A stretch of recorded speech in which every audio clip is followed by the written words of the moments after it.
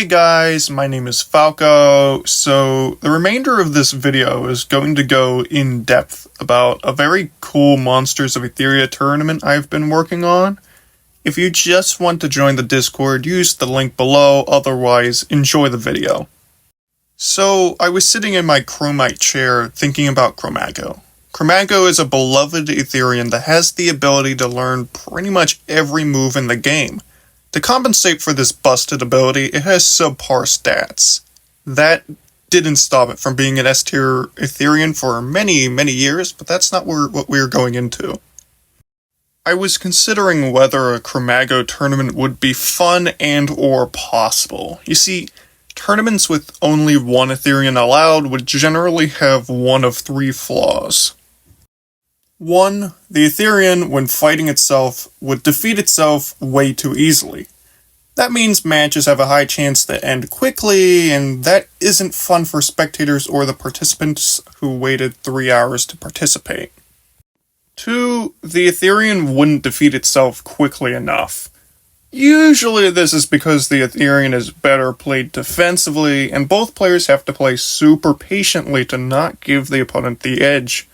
This might be fun for the tournament participants because, it's all adrenaline boosting and stuff, but that's not very fun for the spectators. 3.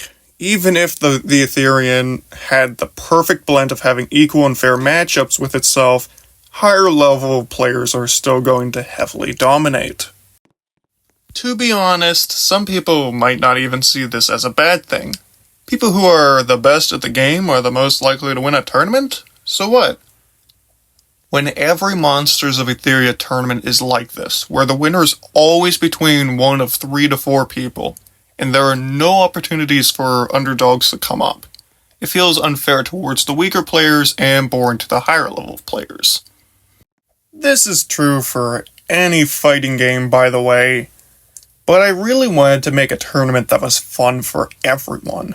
So many people don't participate in tournaments because they feel like they have no chance of winning. Now, to be fair, I also didn't want to have to go, now Terry, you can't use Toratorig or Cactolibre in this one, you have to give the little kids a turn at winning. Another tournament fixed this by having a losers tournament, where if anyone was knocked out in the earlier stages of a tournament, they got to participate in another one, completely separate from the pros. But, in my opinion at least, the concept of a loser's bracket in of itself is lame, and I personally have a much better idea for the Chromago tournament. See, a Chromago tournament would at least be interesting, but all of the movesets created would be just filled with fighting-type moves, spam, and other viable things. And that's not the players' faults either. No competitive player would ever think to themselves, hey, should I include Air Slash when Gust, arguably the best spamming move in the game, is right there? They want to win. It's my job as a tournament manager to change the rules so that the viable option is also the unique and interesting option.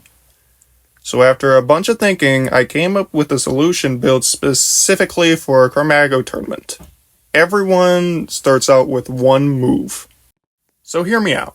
The move they get would be randomized from a list of 32 damaging moves.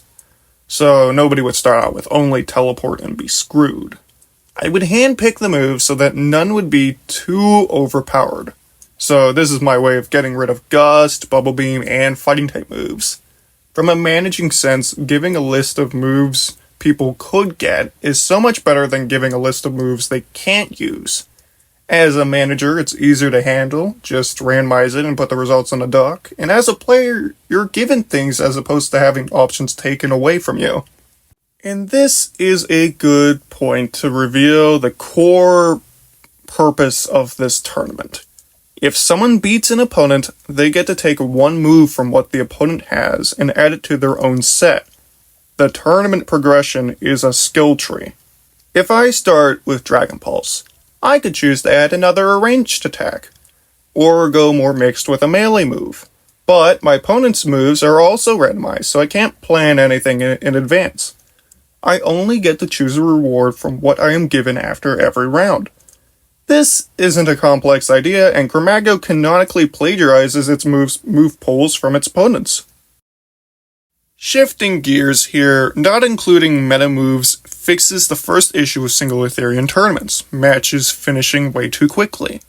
We can fix the second issue, which is that matches can take forever, by changing a core rule in most tournaments, the match timer.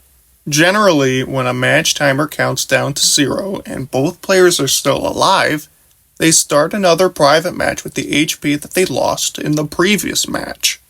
We're going to be changing that to if a match timer ends, the player with the higher amount of HP wins. That means that the maximum amount of time a match can take is 5 minutes, which is necessary if each player only starts with one move. Some people warned me that if this rule were to be changed, players would play stall if they had a considerable HP advantage and would just wait out the timer.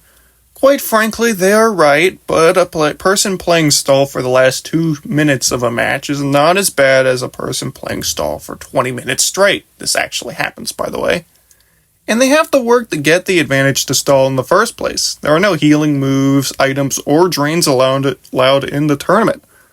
So the only way to get an advantage is to land genuine hits. If I'm 100 HP over the opponent, why shouldn't I wait out the timer? When players get access to more and better moves later in the tournament, I'm unsure if stalling will increase or decrease, but I am curious to see what will happen. Finally, Issue 3. Players who are better will win more often.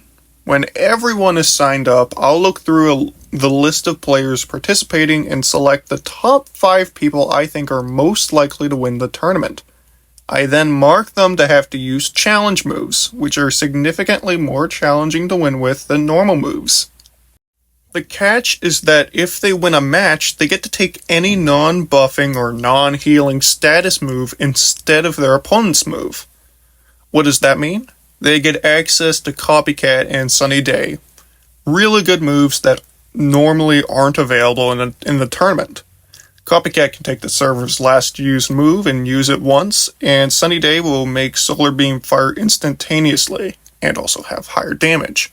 When I talked to players about this, the pros in particular were fine with this penalty/boon as long as the 5-minute timer rule was in effect.